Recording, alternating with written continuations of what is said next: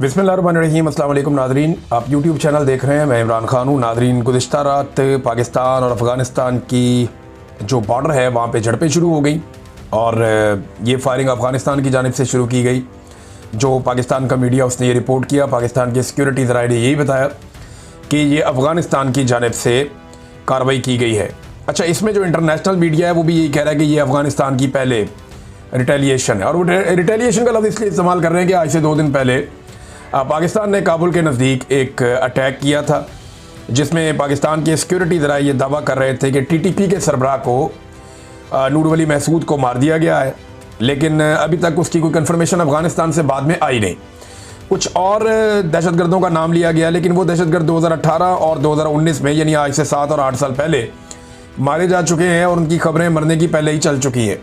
अब इस इंसिडेंट के बाद पहले अफ़गान मीडिया या अफ़गानिस्तान की हुकूमत की जानिब से धमकी आवेज़ रवैया इख्तियार किया गया और उन्होंने इसकी मजम्मत भी की। उन्होंने कहा जी पाकिस्तान हमारे जो टेरिटरी है उसके अंदर आके खिलाफ वर्जी कर रहा है, और फिर उन्होंने रशिया का और साथ में उन्होंने अमेरिका का मिसाल भी दिया कि उनके साथ इन्होंने बड़ी लंबी जंगें लड़ी हैं। देखिए, अफगानिस्तान एक ख़ास तरह की लंबी जंग तो वो लड़ लेते हैं, लेकिन पाकिस्तान ने एक जंग में उन्हें भरपूर सपोर्ट दी और दूसरी जंग उन्होंने खुद ही लड़ी है, लेकिन तब तक वो बहुत ट्रेंड हो चुके थे। जो उन्होंने नेटो के ख़िलाफ़ एक लंबी लगभग 20 साल की एक लड़ाई लड़ी है अफ़गान तालिबान ने।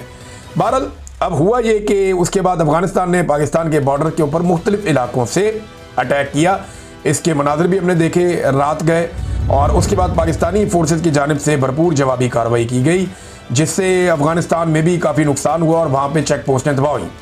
अब अफ़गानिस्तान का जो मीडिया है या वहाँ के जो हुकूमत है वो दावा कर रहे हैं कि उन्होंने पाकिस्तान का नुकसान किया, जबकि पाकिस्तान की तरफ से बाकायदा तस्वीर, वीडियोस और थर्मल इमेजेस दिखाकर बताया जा रहा है कि अफ़गानिस्तान का काफ़ी नुकसान हुआ।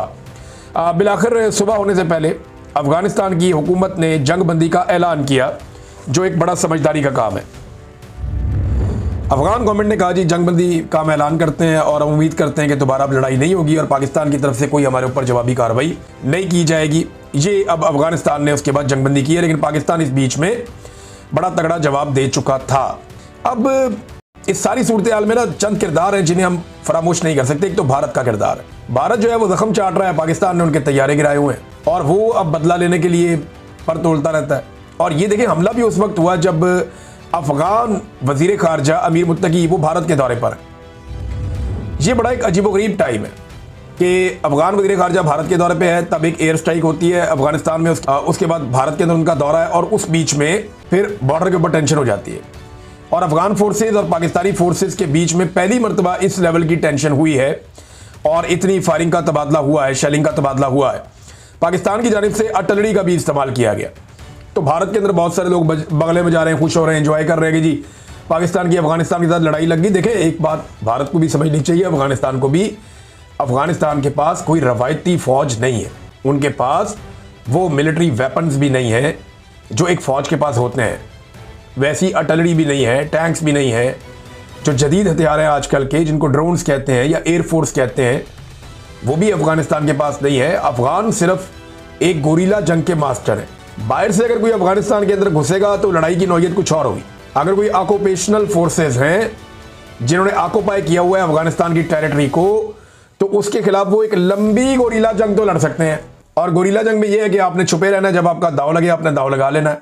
लेकिन जब आप एक मुल्क की फौज होते हैं तो आपके पास बहुत सारी ऐसी चीजें होनी चाहिए जो हकीकतन इस वक्त अफगानिस्तान के पास नहीं है। तो अफगान फोर्सेज गोरीला जंग के लिए तो ठीक है, मानते हैं कि वो लड़ सकते हैं, लेकिन एक रवायती जंग को लंबे अरसे तक लड़ना ये उनके बस में नहीं है, वो नहीं लड़ पाएंगे। क्योंकि देखिए, इसके लिए खास किस्म के हथियार और खास किस्म की फौजी ट्रेनिंग चाहिए होती है। उनकी सारी ट्रेनिंग जो है वो गोरीला है। उन्होंने दुनिया की आलमी ताकतों को अपनी गोरीला पावर से शिकस्त दी है, रशिया को दे दी, अमेरिका को दे दी, लेकिन वो पहाड़ों के अंदर छुप के कमीनगाहें बना के वो एक तरीके से लड़ते हैं। पाकिस्तान के साथ उनकी वैसी लड़ाई हो नहीं सकती। हाँ, ये जरूर हो सकता है कि वो पाकिस्तान के साथ अगर ताउन ना करे तो पाकिस्तान के अंदर दहशतगर्दी के वाकयात बढ़ते जाएं, या अफगानिस्तान पाकिस्तान के अंदर जो है वो गुरीला वॉर के अंदर सपोर्ट देना शुरू कर दे उन एलिमेंट्स को जो पाकिस्तान के अंदर फोर्सेस के ऊपर अटैक करते हैं। ये दूसरी बात है। तो ये वैसा नहीं है जैसा लोग समझ रहे हैं, इंडियन समझ रहे हैं कि अफगानिस्तान पाकिस्तान को फतह कर लेगा, जो कोई अटैक कर लेगा, ऐसा नहीं होगा। बॉर्डर से 1 इंच आगे वो नहीं आ पाएंगे और पाकिस्तान आने भी नहीं देगा। पाकिस्तान की जो दिफाई नुक्ता नज़र से सलाहियत है वो बिल्कुल एक मुख्तलिफ नौइयत की है। वो एक कन्वेंशनल ट्रेंड फोर्स है। देखिए ना, ये अगर मिलिट्री एस्टेब्लिशमेंट की पॉलिसीज ठीक हो ना, तो ये बड़ी प्रोफेशनल फौज है पाकिस्तान की फौज। इस खित्ते की मजबूत तरीन और प्रोफेशनल फौज है जिसके पास बेहतरीन हथियार है। तो एक तो इसमें आप याद रखें भारत का किरदार है। भारत हवा भरने की कोशिश करता है कि लड़ाई हो जाए, किसी तरह पाकिस्तान एंगेज हो जाए। भारत भी ये जानता है कि अफगानिस्तान के पास उस नौयत के हथियार या ट्रेनिंग नहीं है कि वो बॉर्डर से कोई बहुत बड़ा दबाव डाले, लेकिन भारत ये जानता है कि अफगानिस्तान एंगेज कर सकता है और उसके जरिए से पाकिस्तान के अंदर के हालात खराब कराए जा सकते हैं। जैसा कि माजी में परवेज मुशर्रफ के दौर में परवेज मुशर्रफ ने कहा था कि भारत के अफगानिस्तान के बॉर्डर के साथ साथ ट्रेनिंग कैंप्स हैं जहां से दहशतगर्द ट्रेंड होते हैं, वो पाकिस्तान में आते हैं और आकर दहशतगर्दी करते हैं। ये परवेज मुशर्रफ ने कहा था। तो उस वक्त क्योंकि अफगानिस्तान के अंदर जो हुकूमत थी वो हमारे बहुत खिलाफ थी पाकिस्तान के, लिहाजा हमारी बात नहीं बन रही थी। अब जो अफगानिस्तान की हुकूमत है, इसमें हमारे पास मौका था बड़ा जबरदस्त कि हम उनके साथ अच्छे ताल्लुकात बना लेते और एक वर्किंग रिलेशन हम उनके साथ डेवलप कर लेते, लेकिन हमने ये किया नहीं क्योंकि इसमें एक फैक्टर और है जिसे हम अमेरिका कहते हैं। अब अमेरिका को अफगानिस्तान में बगराम एयरबेस चाहिए और ट्रंप की इसी ख्वाहिश के बाद कुछ सख्त बयानात पाकिस्तान की जानिब से दिए गए। जैसा कि ख्वाजा आसिफ ने अफगानिस्तान को दुश्मन मुल्क करार दे दिया। जब डोनाल्ड ट्रंप ने बगराम एयरबेस मांगी, उसके बाद हमने बयानात सुने, ख्वाजा आसिफ के बयानात का जमीन आसमान का फर्क हो गया। अब यही ख्वाजा आसिफ है जो अमेरिका के मुकाबले में अफगान तालिबान के बारे में ये कहते थे कि ताकतें तुम्हारी हैं और खुदा हमारा है। यही ख्वाजा आसिफ है जिसने ये मौक़िफ़ लिया था कि अमेरिका और नेटो को उन्होंने कहा कि ताकतें तुम्हारी है और तालिबान की तरफ उनका इशारा था कि और खुदा हमारा है। ये ख्वाजा आसिफ साहब थे। लेकिन वही ख्वाजा आसिफ साहब ने जब एस्टेब्लिशमेंट के जूते पकड़े तो फिर उन्होंने कहा जी कि नहीं, अब क्योंकि एस्टेब्लिशमेंट अमेरिका को खुश रखना चाहती है, तो जैसे ही अमेरिका को बगराम एयरबेस की याद आई और डोनाल्ड ट्रंप ने उस ख्वाहिश का इजहार किया, तो ख्वाजा आसिफ ने यह कह दिया कि अफगानिस्तान हमारा दुश्मन मुल्क है। अब भारत के अंदर खुशियां मनाएगी लेकिन फायदा कोई नहीं, और अमेरिका ने इस लड़ाई में आना कोई नहीं है। वो कानों को हाथ लगाकर गए कि अफगानिस्तान की सरजमीन पे तो वो नहीं उतरते। हाँ, ये है कि पाकिस्तान में कोई अड्डा वड्डा उनको मिल जाए, यहाँ से जाके वहाँ अटैक करके वापस आ जाए, अलग बात है। वहाँ उस सरजमीन पे वो नहीं उतरते, वहाँ वो जाएंगे नहीं।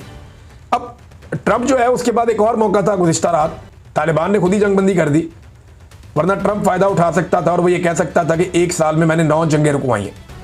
इससे पहले वो 8 जंगों का दावेदार है। 9वीं जंग का भी मौका मिला हुआ था रात को।